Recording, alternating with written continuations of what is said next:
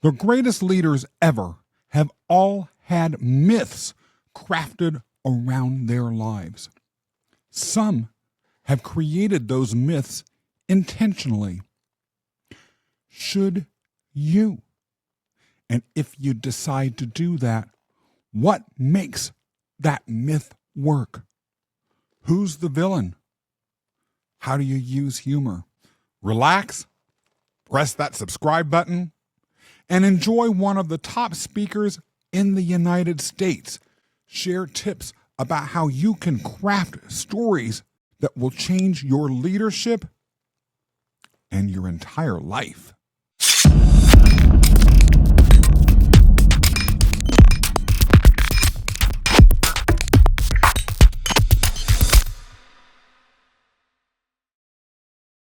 Feels good to be back here at the Myth Slayer Cafe, and with me in the house having some coffee and getting ready for some fun is the one and only Matt Zaun. Matt, tell us a little bit about yourself. So Scott, thanks so much for having me. I really appreciate it. This has been a long time coming. We've known each other for many years, so it's awesome to have this conversation with you. So a little bit about myself. I think it is quite hysterical that we're talking today. And the reason is because several years ago, you would have said I was the worst communicator you've ever heard in your entire life. And all of your audience members would probably come to the same conclusion. I was absolutely abhorrent when it came to connecting with people and communicating. So it's hysterical to me that today that's what I do for a living. I travel all over the United States, teaching leaders how to persuade with power through the art of strategic storytelling. So, this show's principal theme is Greek myth as an allegory and as a lens through which to view leadership and life. Now, myth, as you and I both know, is in common usage sort of synonymous with a lie. And so, knowing you for years like I have, I've got to say, I feel like when you tell me that you were once a bad communicator, hearing you talk, having seen you in action, knowing the speaking schedule that you have around the United States, I kind of feel like I'm being told a myth.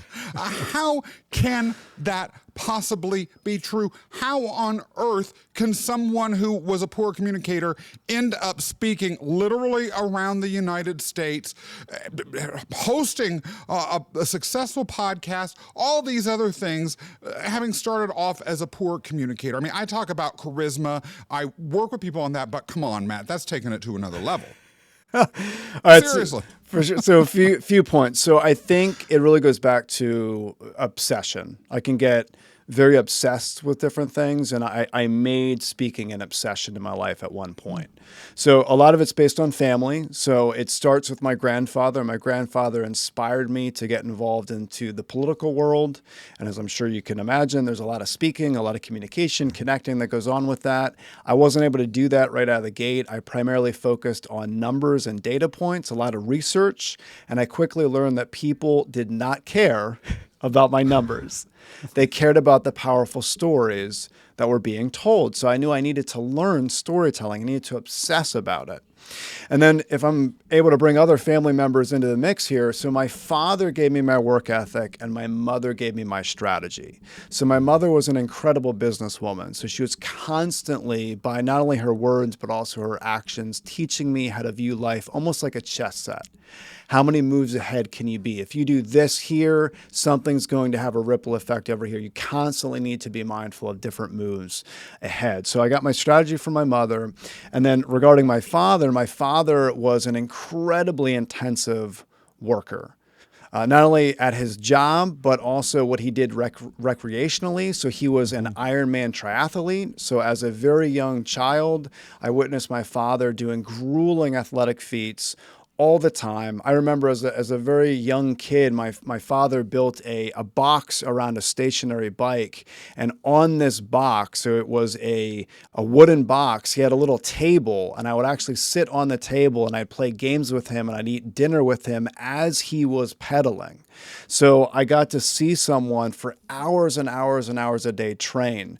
So when you put all these pieces together, the work ethic and then the obsession, it really worked out well for me as it pertained to the storytelling piece. Because as I'm sure you can imagine, there's a lot of trial and error that goes into this, a lot of embarrassing moments, a lot of times just dropping the ball, looking like a fool, and having to push through to understand how to truly connect with an audience. What you've just given us goes as to a couple of the underlying themes of this episode. Number one, strategic storytelling. You shared a set of stories, but you shared them with intentionality, with a strategic mindset vis-a-vis your own goals and the goals of the show. You've also done something else, which can sound sinister, but I actually think from a leadership perspective, it's important to point out and would love to hear your thoughts about, which is you have self-mythologized. Leaving aside this common definition of myth as a lie, what really were Greek myths? Greek myths were the story representations of an entire society's hopes, aspirations, values, dreams, expectations, cautionary tales. Some would even go so far and have gone so far as to say that myths were the storytelling representation of an entire culture's identity. And Greek myths, having spread throughout the entire world, at this point, represent, I would argue, the cultural identity, basically, of all of civilization. At least those that ascribe to the fundamental values that we in the Western world have inherited and that have been popularized throughout the rest of the globe. With that in mind, then, when I say you were just self-mythologizing, that may sound like you were being self-aggrandizing or trying to compare yourself to Zeus. I don't see that as an insult or what I was trying to say at all. What I was trying to say was you had created an expression of the foundations of your identity. How is that the same or different than the concept of strategic storytelling? Yeah, so I think you bring up a really good point. I really appreciate you mentioning the myth piece because early on, especially in my career, I believed a myth about myself that I couldn't connect with people, that I was, my purpose was to be behind a computer screen, be behind spreadsheets, focusing on numbers. And I told myself this again and again and again. That's why it was so incredibly difficult to actually get up in front of people, especially on any kind of stage platform and share a message. And it wasn't until I started to put in the reps and I started to see the more I got better at communication and connecting, things went a lot better for me and my messages were able to land a lot better with my audiences. So I appreciate you bringing up the myth piece. I think it's really important. It's amazing the different myths we tell ourselves, the different identities we give ourselves. You also mentioned identity, unbelievably important, the identities we think of as it pertains to ourselves. And I had an identity of being someone that had social anxiety. I kept to myself. I didn't really want all eyes on me. So having to get out and almost not necessarily create another identity, but understand that I could share something with the world. I could tweak the story, the ending of the story, that I didn't need to be someone that just sat behind a computer. I could be out in front of people. I could actually get up on stage and share. If we think about myth as a cultural expression, what is a culture but a group of individuals?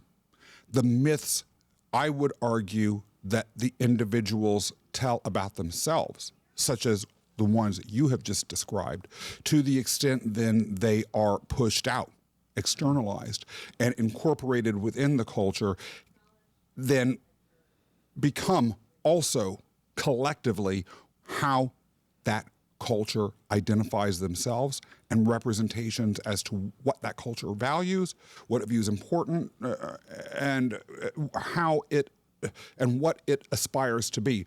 ultimately creating a pathway for that culture's destiny, just as a myth that you told yourself, the one that you just shared, could have created a fence around your own destiny. How did that change? Well, back to the culture piece, you mentioned culture. So the culture within my family was intensive work and strategy. So even though it wasn't easy, it was not easy, I promise you, but it was years and years and years of basically taking the culture of my family, which was an intensive work ethic, and the strategical piece, getting out there and figuring out how to make a game out of being a better communicator. And that's exactly what I did. I made a game out of it. Early on in my career, this might sound a little bit weird to you and maybe your audience members, but I made a game out of embarrassing myself. Okay, so I want everyone listening to think of it this way. So if you want to be a phenomenal communicator, so let's say everyone listening would probably say, hey, I want to be a better storyteller. I want to be a better communicator, not a worse storyteller, not a worse communicator, obviously, right? So if you want to be better, and let's say you want to reach a level of incredible. You want to be one of the best speakers on the planet. You want to be unbelievable when it comes to inspiring, persuading, getting that buy-in. Let's say it takes you 5 years. The average person, it would take half a decade to get to that level. Mm-hmm. That's a pretty good length of time. Yeah. What if you can shorten it by actually putting yourself out there and creating an environment where you regularly embarrass yourself? You can actually shorten that down because you can speed up the reps that need to be taken in order to aspire to that level. So that's what I did. I literally made a game out of it. And I said, okay, every single month, I'm going to make sure I have this many embarrassing interactions. So whatever that was, sometimes it was doing improv comedy. Sometimes it was getting up at an open mic night where people are expecting stand-up comedian to get up and giving a motivational speech. Sometimes it's taking your shoes off in a mall and just walking around barefoot, right? So all these different things, trying to force yourself to get out there and become incredibly uncomfortable and embarrassed, and that radically speeds the time up. And then once you can do that, other elements of communication become a cakewalk. It becomes so easy, right? Because if you're able to do this, then when you're in an environment where you're in a boardroom or you need to present to your team, it becomes substantially easier. The famous singer Cher once said, "Someone has to be ridiculous. Why not me?" And when I heard that remark the very first time, I was like, that is pure genius. And I kind of adopted it as a mantra, not as intentionally as you did, but one of the superpowers I have found just as a presence in the world is completely detaching from embarrassment, or at least detaching emotionally from it. Now, if I do something embarrassing and it's something that I don't want to repeat again, humiliation that I didn't voluntarily set myself up for, I can, while emotionally detaching from it, still examine it rationally and say, this is how I want to change in the future. But even with that said, the ability to detach from emotions and to embrace things like embarrassment, or at a minimum, not caring, I've found to actually be an Olympian superpower. If you are someone that is stepping into a leadership position or trying to elevate as a leader, though, how do you integrate that into your leadership outside of just learning to be a better presenter? Because there may be situations in which you're setting yourself up for embarrassment, and in the world that we live in now, that could be documented. Someone could type about it in social media or record it and have it up, and there it is forever. How would you recommend that someone sort of in a leadership position thread that needle? Sure. Or do you see it as a needle at all? Yeah, so I would recommend focusing outside your normal world. I think it's so important. We get stuck in our own world. So regardless of what career someone might have listening to this episode, you're in the world you're in, you are living, you're breathing it every single day. If you get outside your world, there are a lot of different lessons that you can learn that are still applicable in the world you're in. So a few examples. So for me personally, I'm in the political world when I start to make this shift. So obviously, I don't want to be out there doing stuff in politics to embarrass myself. This is not me getting up at town hall meetings and making a mockery of what's happening, right? So the world that I pulled from was the improv comedy world. So for years, I got involved in improv comedy. I started with an organization called Comedy Sports. There's Comedy Sports all over the United States. There's multiple chapters. Comedy Sports is a spinoff from Second City, the iconic Second City in Chicago. A lot of SNL individuals have come from Second City.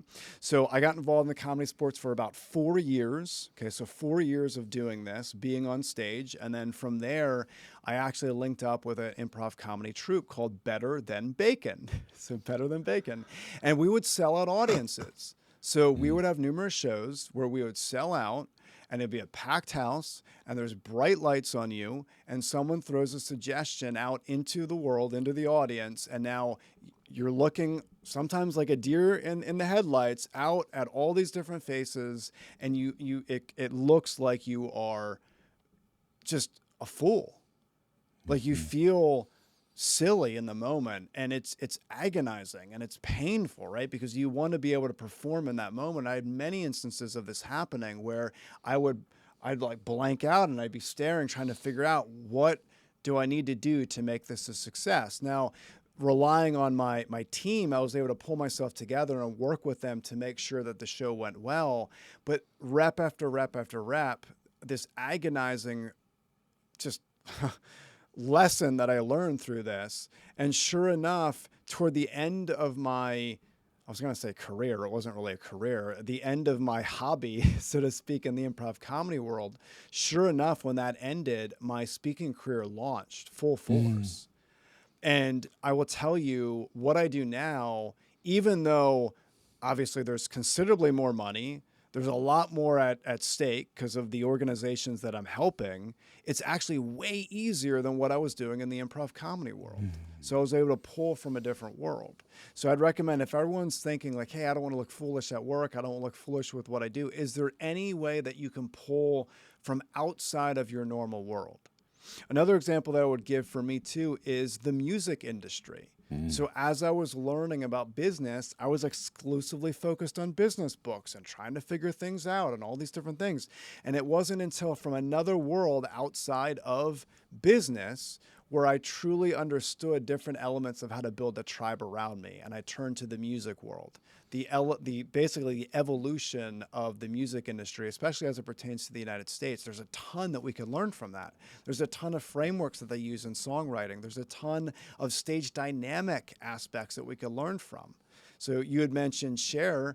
So think of other musicians that utilize the stage in a big, big way. I mean, the three that come to my mind are Freddie Mercury, Beyonce, and Taylor Swift. They are well, I guess Freddie Mercury was a master, but masters at utilizing the stage. Their stage dynamics are off the chart, right? When they're singing a certain verse in a song and they look up a certain way and the crowd goes wild. That's all intentional. All the movements, all the cadence, just the tone, everything is staged and it's very intentional, but I had to pull from another world in order to get there. It reminds me of a conversation I had with a longtime friend of mine who was the business manager for a truly legendary female singer, like Rock and Roll Hall of Fame female singer. And a lot of times people that followed her music would question her commercial decisions or her artistic decisions, or say this or that about what she was doing, what her presentation style was, what was going on stage with her or her music videos, all this sort of stuff. And he would always be sure to step back and say, you're thinking about her wrong. She was the CEO of a corporation. That corporation happened to have the same name that she used on the stage and that everyone knows her by. But make no mistake, this is a massive corporation of a global scale, because when you think about it, this person was performing globally for decades. And she had people that she worked with on every continent. And this is from a decision-making perspective, and from a performance perspective, from everything perspective, everything that she's doing ultimately was driving her business. However, she had started out as an artist. She kind of did the reverse of what you described. She went from the artistic world out into the business world once she was able to hit a certain level of success to become this global enterprise. And later, from what I understand, this artist went into things like real estate development and all sorts of other business ventures that left her extraordinarily wealthy upon her death because she thought about everything that she was doing from this outside of my lane viewpoint. Now, that leads me a little bit into the next point, which is a great place to think about that from a mythical perspective. And what you're hinting at is what we're trying to do in the show, pull people out of pure business thinking into the realm of the mythic to then have additional tools for going back and thinking about their business and their leadership life. What you're hearing or what you're saying reminds me of Apollo, the god of the arts, the god of things like performance, the one who was the god of the 9 muses, and all of the other areas of thinking and of activity in the world that involved inspiration.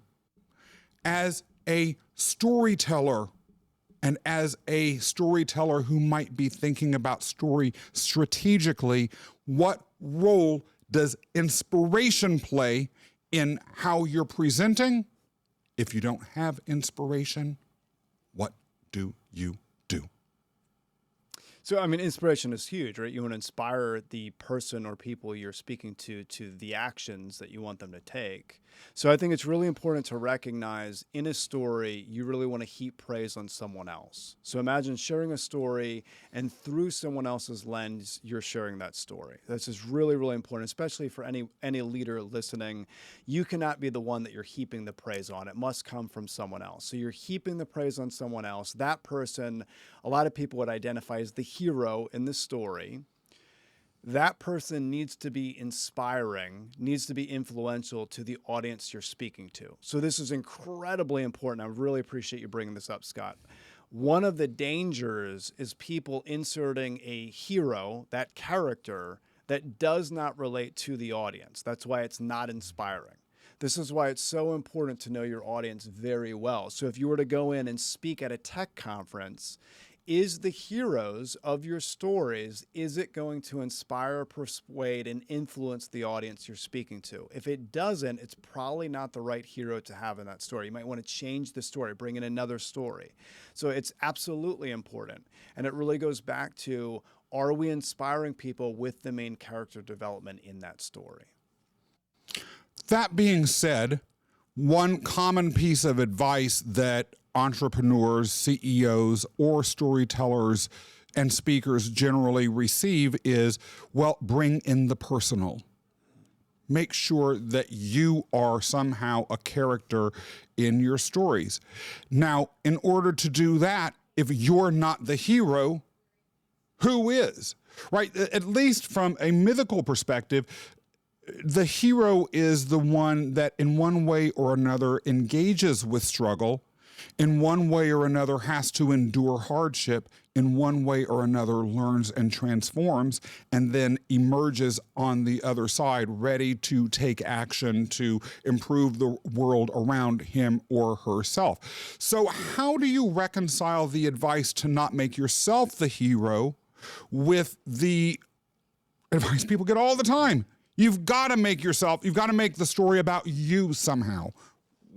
What is a wannabe speaker or CEO or avatar of their company? What are they to do?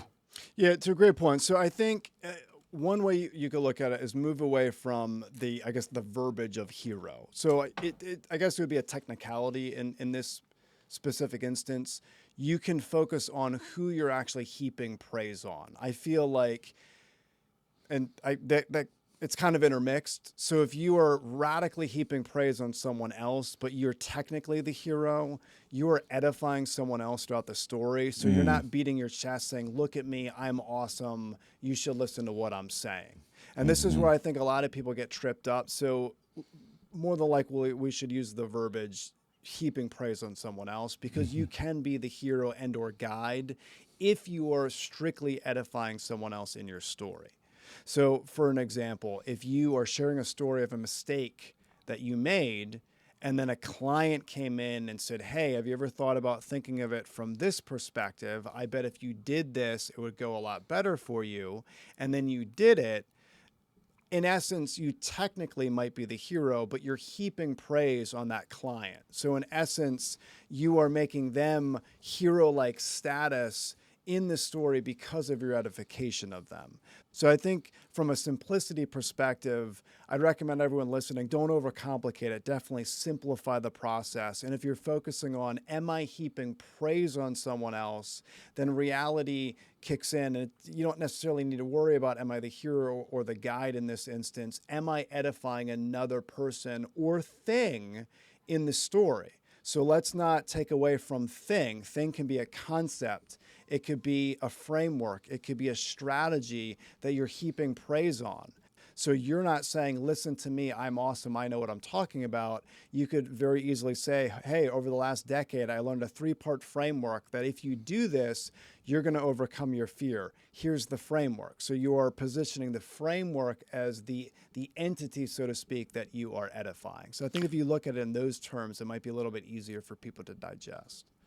Let's go back to the theme of Greek myths as, I would say, for what it's worth, the ultimate form of strategic storytelling.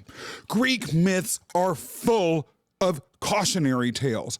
Sisyphus, he was arrogant, he teased the gods, he cheated death, and so he was punished once he died with rolling that rock up the hill forever.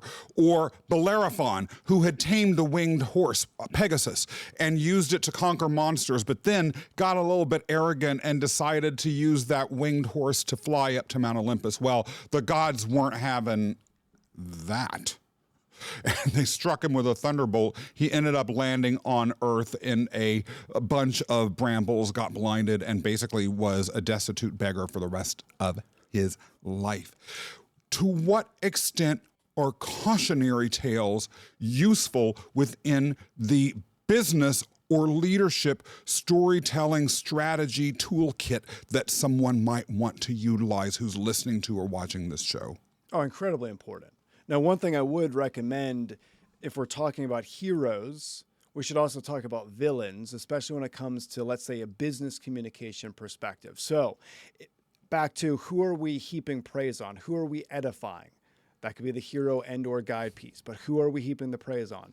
That should be a person and or thing. The thing is, again, the concept, the strategy. The person can be a client, can be a team member, can be a family member, right? A lot of our personal stories with business themes intertwined can be very powerful, right? So that those are the entities, so to speak, or the people that we're heaping praise on. When it comes to villains, this is very, very important. So the cautionary tale, we should not be villainizing other human beings in our business communication. So important. And unfortunately, I see it all the time when it comes to executives. They might not do this directly, but it might be indirectly. It might be through sarcasm. They're actually putting another person down in a room full of people. So they're actually, in essence, vilifying them as it pertains to their story. So the cautionary tale is, when it comes to business communication, the villain is actually an objection. So an objection of, let's say, not having the best time management practices or not closing the sale. There's elements of an objection. So we're vilifying the objection, not a human being. Now, if you need to bring up an example of someone that did something that was not good, I recommend not building out too much of a humanized element when it comes to that person. So here's what I mean by that. I was working with an executive not too long ago, and he said, hey, I have this really good story of a business professor that I had, and this individual gave me terrible advice. Now, the problem is in the story, he named the person, he named what he was a professor at, named the school that he went to. So he's building up this very much human element of this person. Like you can see the person in the story. He's getting too clear when it comes to the human elements. So my recommendation is if you're going to share a story of having a business professor share a concept with you, then you go into business and recognize that that concept doesn't work in the real world. The way you would do it, you can mention that you had a professor that taught a specific concept that didn't work in the real world, but you don't want to humanize that person so much that it looks like you're actually villainizing another human being. I think that's really important for leaders to understand. What if you are villainizing a thing? Not just an objection, but a thing. Let's say another business. The classic case of a myth that villainized a thing, by the way, is the Iliad, where the Greeks had as a villain the city of Troy. The individuals, if you read the Iliad closely, that live in Troy actually aren't presented particularly villainously at all. In fact, they are, for the most part, quite multidimensional. Some of them have qualities that are better or worse. It's clear that Homer, the author, is on the side of the Greeks, but really the villain is Troy as a concept that will not release Helen of Troy, that will not give up this fight, and that was wrong for accepting Helen of Troy, who was kidnapped from the Greeks. This kidnapping was basically why the Trojan War started. The Trojans would not release her back to the Greeks, who were coming to fight this war to defend her honor and to bring her back to her rightful husband. And the reason I ask that question and think about this in particular is there is a contrary view as to what I suspect, you might say, that I read once in an interesting Harvard Business Review article, which was there's no better way to build your business, to generate excitement around what you're doing, to stand out and to push than to have another business be the villain of the myth or the story that you're writing. Let's say you are Mac. Actually, that's an example that comes immediately to mind. There was the Mac guy who was cool and nice and attractive and young, and the villain was the awkward, weird Microsoft person. Or you might have had an up-and-coming bookstore decide that they are going to tell a David and Goliath myth involving them and Amazon or Barnes and Noble or some behemoth like that. Do the same rules around not villainizing a human being apply when it comes to creating villains in your stories that might be bigger things? So great question. I would say from an effective perspective, how do we become the most effective at communication we possibly can as it pertains to these stories? I would recommend internally, absolutely. If there's a company and they really want to knock out a competitor where they're focusing in on this competitor and clearly they've identified them as the Goliath, so to speak, in this story.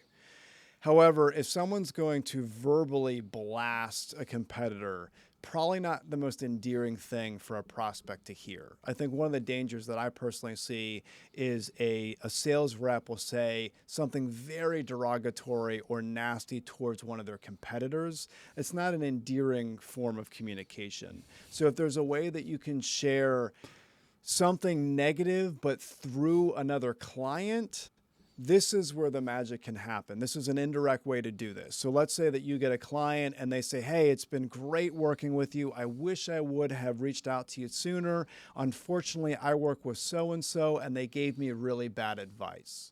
So if that's the story you're hearing, and now you're on the phone with another prospect and they say, hey, I heard that you and so-and-so both offer the same services. What are your thoughts regarding that? Do you think that the other XYZ company, do you think that they do good?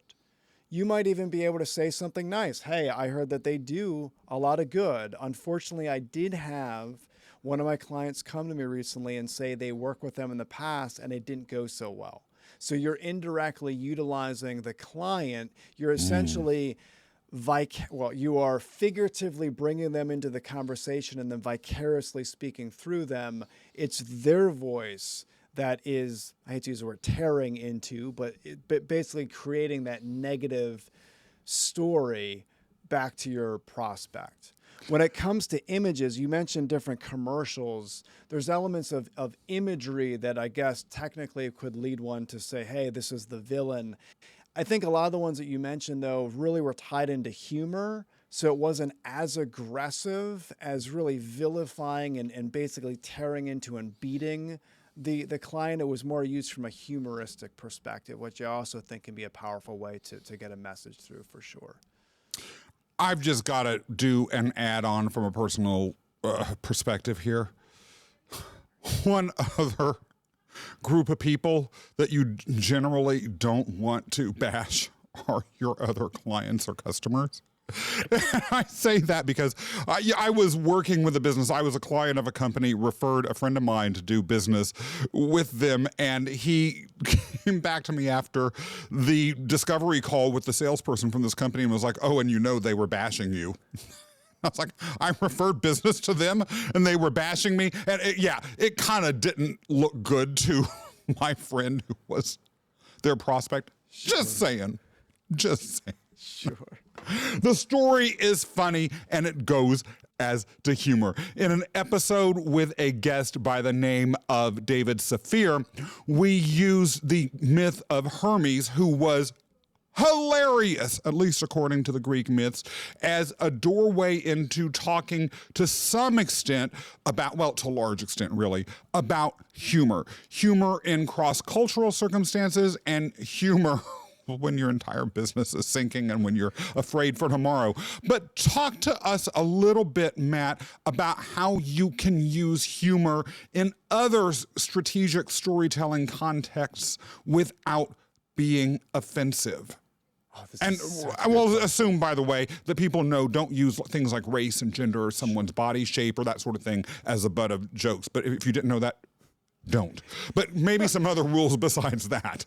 Sure. All right. So here's a big rule that I always recommend to leaders for sure. So any leader listening, one of the dangers that I see is jokes in of themselves. And I'm sure everyone listening could probably think of an example or story where they heard someone, they saw someone get up, share a joke, and it didn't land. Yeah. They didn't have that punch, right? They didn't land the joke. And they look like an absolute fool. The way that you overcome this is through story. I know we're talking a lot about story, but you can really overcome it with story. So here's what I mean. If you're sharing a story that has elements of humor in it and people laugh, that's awesome. You added humor to the mix. If you share the same story with elements of humor and people don't laugh, you still don't look like a fool. This is the genius of doing it this way. So often when I go and I speak in a city, I really like to do back-to-back talks. So I do a lot of strategic storytelling workshops, and I like to do them back-to-back-to-back. Well, I can't tell you how many times that I've gone in and I've done these workshops back-to-back. I've shared the same story with the same relatively similar group of people. I'm talking culturally now, right? So culturally they're the same, different groups, so different people, different days. One day the audience will burst out with laughter. They're laughing and they're having a good time, and then the very next day there's crickets. The beauty of that is I still don't look like a fool because it's a story. So the audience listening to that story where it was crickets, they might have been pulling a motivational factor from that story. They might have been focusing in on the lessons learned from the story, not necessarily the humor. So my recommendation, my strong recommendation is if you could tell a story that exudes humor, do it. Because if it falls flat, you still are sharing the story and you don't look stupid. I was at a workshop about a year ago, specifically on using humor in public speaking circumstances. It was about nothing but that. And the speaker was delivering jokes and funny lines and had props the whole time. I thought this was corn pone. I was not laughing. I was thinking to myself, I don't know that I could do any better, so I want to qualify it, but you weren't reading this audience very well. This was like these were jokes from the 1950s. I don't understand. But that being said, people were laughing. However, the facilitator of the workshop later came up to me and said, Scott, I noticed you didn't crack a smile a single time during that entire workshop. I felt like a total asshole. Maybe I really should have given some sympathy laughs. I don't know. I ponder over that. But if that sort of thing is happening, let's say you are him and you're realizing there's that person or those people, because I know it wasn't the only one in the audience who ain't laughing at your jokes, is there a way to recover if you really have found yourself having dug too deeply into the joke, into the Hades of failed jokes? If this is the person's career and they're going around doing humor workshops and there's people not laughing, I would recommend they take a real step back and try to figure out why that's happening. Mm-hmm. Try to figure out like, hey, what can I do to make this better? Stand-up comedians in general are really good at this. So when we think of stand-up comedy and we think of like packed audiences, so we need to think of, let's think of massive auditoriums of people. They don't start out that way. They typically start out, even the bigger comedians. So think of like a Jerry Seinfeld. They don't take a new show and go right to a massive audience. What they'll do is they'll start out in smaller bars. They'll literally pen to paper. They'll have someone looking, figuring out, hey, someone laughed here. They didn't laugh at this joke or this line. They laughed here. They turned their head this way and they paused. They laughed here. Then once they do that, then they bring it out to more of a regional type, not regional in a geographic perspective, but more of a larger audience. And then they keep going and going and going. And then once they have that new show, the new tour that they're doing, and they're giving it to larger audiences, it's so fine-tuned. There's so much precision that's gone into it. So I guess back to your point, Scott, regarding that humor workshop, someone should probably figure out, hey, take a pulse of the audience. If there's 50 people in the room and 10 of them aren't laughing at these jokes here, why is that the case? Maybe they should nix those jokes and come up with other jokes. So I guess I wouldn't know how to specifically answer the question, not seeing the workshop, but it's something people should really take an audit of for sure. For a joke to work, it has to have a good punchline. For a story to resonate, it has to land. In particular, at the end. That's the thing I love about Greek myths. The ending is always not just dramatic, hyper dramatic. And Matt, I love hyper dramatic. It's a thunderbolt ripping across the sky and someone falling from a chariot, plunging down thousands of feet into the sea, or a dragon coming up and eating someone, or Medusa's head being pulled out of a bag and an entire room being turned into something really awesome like that. If you are in a business context, the dramatic outcomes, I would imagine that a lot of your stories have involve profit or making money. How do you make the ending of these sorts of stories really land? That's a great question. So it needs to have a profound impact connection on the audience member. This is so important. So I appreciate you bringing up that example regarding the drama, just the drama of storytelling. In a business setting, I want people to really view it more as a connection point. Okay, so let's reframe our thoughts regarding storytelling from a business perspective. It's not a movie production. It's not a Broadway play. This is an experience that we're sharing. We're sharing an experience that happened through a strategic story. It needs to make sure that it has a character clearly identified, and it needs to have ordinary world, new reality. That's really important. ordinary world, new reality, which is the entire basis upon which the hero's journey stands. So for everyone listening, hero's journey, Pixar, Disney, Marvel, Star Wars, all of those iconic, rah-rah, amazing, dramatic stories always follow the hero's journey. The main element is ordinary world, new reality. So from a dramatic perspective, the new reality is what's going to really have someone connect to that story. So from a dramatic effect, they want that change. They want that punch, so to speak, that you mentioned, the punchline of a joke. They want to have that oomph. Well, the oomph comes with the change. We need to make sure that there's a transition in the story, which would lead to the absolute change of what's happening. What happens if you, as a CEO or a public figure of any sort, or just someone looking for a promotion in your workplace, develop a story, share it in a critical situation, apply your best thinking, including all of the wisdom that you have shared with us today, sort of as like a male Athena, and nonetheless, it blows up in your face. How do you recover from failed storytelling?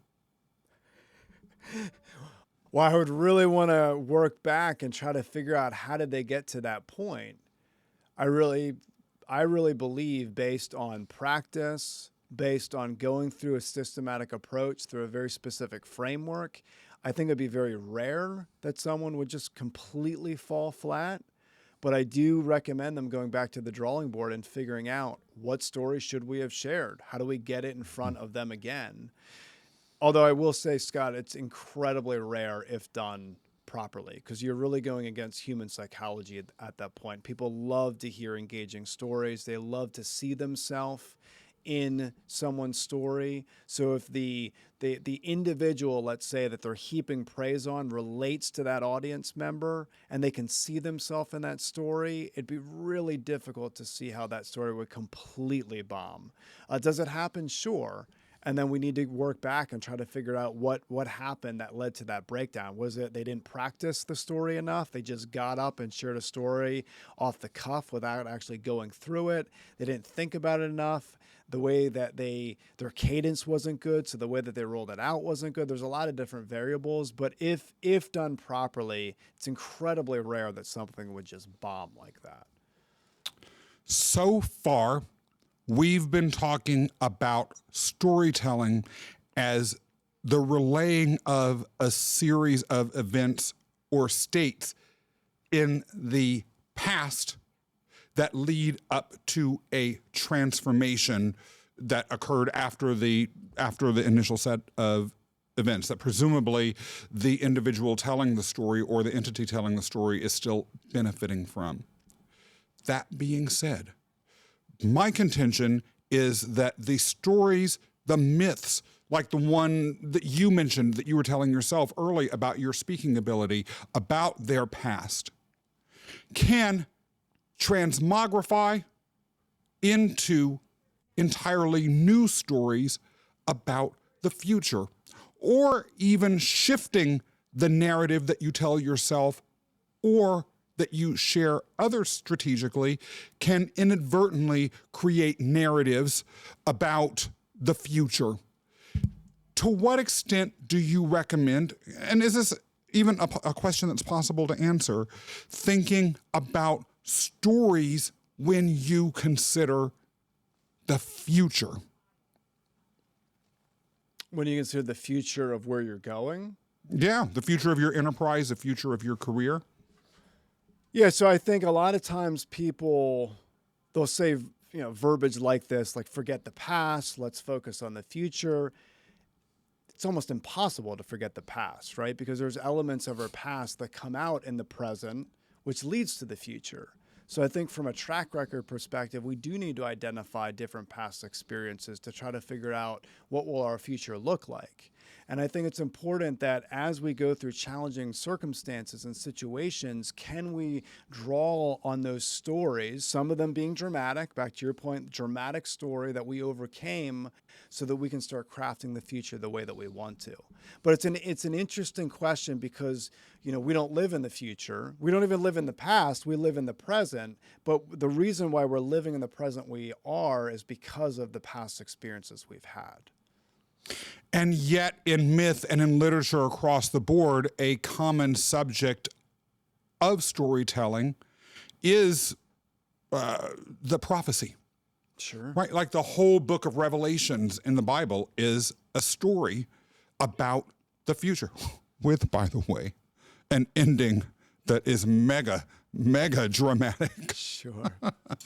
Right? And that's why psychics are so popular. And in Greek myth, they had like the Oracle of Delphi. You would go to her and she would garble something out, and then you would have all sorts of things that would come true based on the story that you told yourself related to her utterings. I guess what I'm asking in a different way, or maybe this is a new question, actually, I think it is a new question, which is, to what extent do you feel like things such as mission statements or vision statements actually interplay with or create stories that we are either telling ourselves as we move into the places that the missions or the visions direct us to, or create what these mission and vision statements actually look like as a lived matter? Or do you feel storytelling is kind of irrelevant there?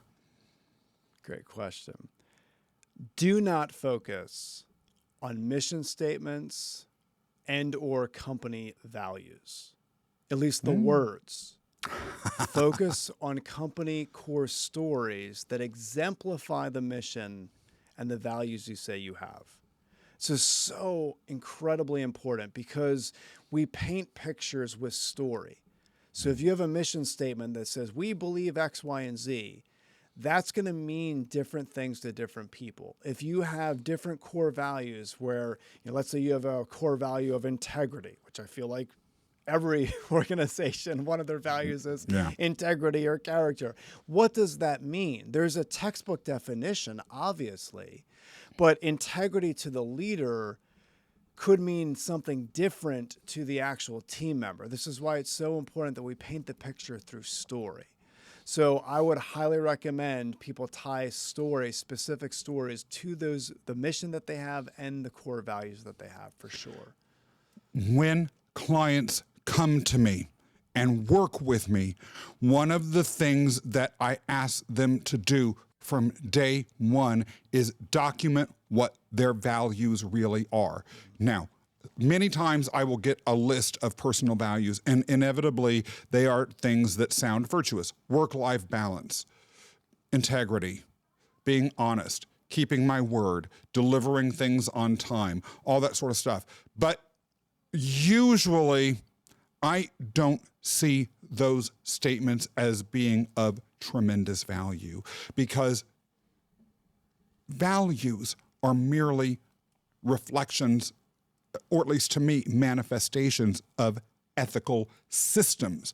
And the ethical system that you live under is actually manifested through the choices that you make. And so I ask them to keep a values journal that tells the stories, exactly as you described, about the decisions that they make. Because going back to the concept of myth, the Greek myths weren't true. Even back then, most people didn't believe that if you climbed up to Mount Olympus, you would see Zeus there. They knew that was BS. But in the untruth was profound truth. In the story that you may tell yourself when you are writing down your values journal, you may uncover the lies about what your values are that you've been telling yourself.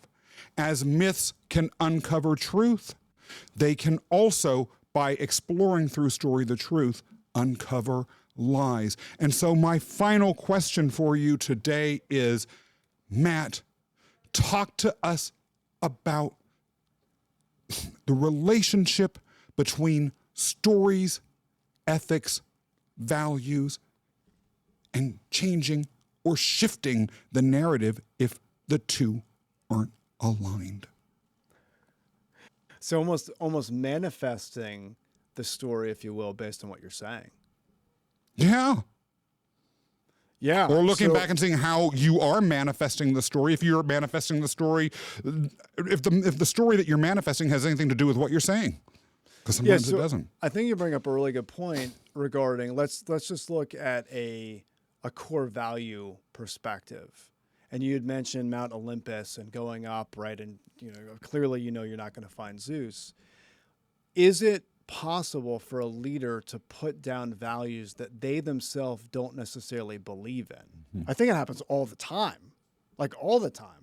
I think back to your point about trying to seem virtuous, I think companies, what they'll do is they'll put down these words, and do they truly believe it to the very fabric and DNA of who they are as a person? Do they actually believe it? And I think it might be something to aspire to often, which can also be good. So if we're aspiring to that level, then that's where you need to surround yourself with stories from not only yourself, because you might not be there yet, but from the team members around you. So it's almost like a vision casting perspective. So I would recommend people look at it from that perspective as well. We all want to be good people, right? We all want to be people that have integrity, but do we truly live up 100% of the time to that integrity piece if that's one of our values? Probably not. But it's something to aspire to and surround ourselves with different stories that lead us to have more integrity. So that's what I would recommend is people look at their values. In fact, this could be a really good action item for everyone listening. Pull out the values you say you have, maybe personal values and or business values, and really ask yourself how much truth is in the value that you stressed, or is it something that you're trying to aspire to? If it's something you're trying to aspire to, what other stories from your past or your team can you pull in the mix to position it as a true value that you say that you have? I love it. And I hope that those who watch or listen to this take that exercise to heart. It actually sounds really powerful.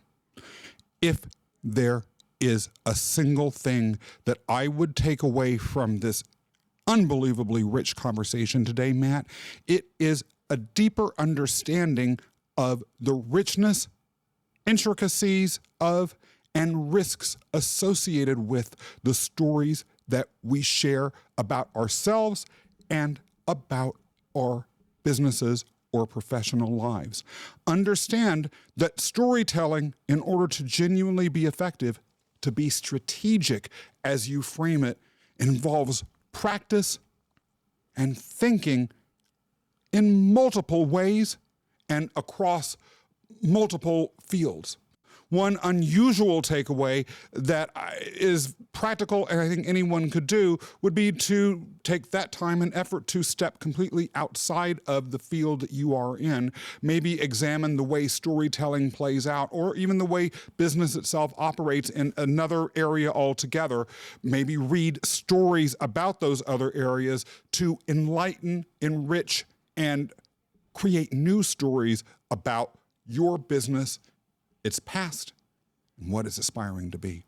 Matt, if there is a final word that you would like to add or something that you would like to have the audience take away, or just something that you wanted to say but didn't get a chance to, what might that be? So there's two things. So one thing, Scott, when you said this, and I still need to process what you said because I think there's a lot of depth to it, is you mentioned that they truly, they knew that if they climbed Mount Olympus, they would not find Zeus. I think there's a sense of profound wisdom in that on why was the belief so deep. And I think there's something to be said about that vision casting, about us trying desperately to reach out into the future, to believe in something. So I want to unpack that and process that even deeper after our conversation for sure. What led them to that extent? And then two, I find it somewhat humorous that there's someone out there that was sharing jokes and you weren't laughing because you and I have laughed so much over the last I love few to years. Yeah, you love laughing. So I think it's a really good example that even if someone is doing something, even if it's their profession, even if they're getting financial gain from it, it doesn't necessarily mean that it's going to land with everyone. So I think that's really important to recognize. So I'm interested to learn more about that, about where the breakdown might have happened in that workshop, for sure. Well, I'll be laughing as I tell you the story. And please, by the way, when I share my jokes, Matt, even if no one's around, just laugh. Just give me that pity laugh, please. For sure. Matt, where can people find out more about you? What are you doing? Where should they go if they need to know more about strategic storytelling and everything that they can know about Matt Zaun? Just tell us, please. Awesome. Thanks so much. I appreciate the opportunity. So I do strategic storytelling workshops for companies all over the United States. You can check out all my information on storieswithtraction.com. And I've just got to say, as someone who has followed you for a long time, your website, everywhere the tentacles of your storytelling wisdom touch, the world is a better place because of it. I have learned an immeasurable amount from you, and I thank you for all that you've given. For those who have enjoyed this episode, of course, follow Matt, but also make sure that you like this video right beneath the screen that you're looking at, and then leave a comment. Also, I'd love it if you subscribe to this channel. We want you to keep coming back because we have many, many more episodes to come that engage with the intersection of myth, leadership, and life and everything it has to offer. If you thought this discussion was rich, well, we have many more every bit as rich coming up, and make sure that you check out past episodes too. Above all else, remember that I want your future to be epic.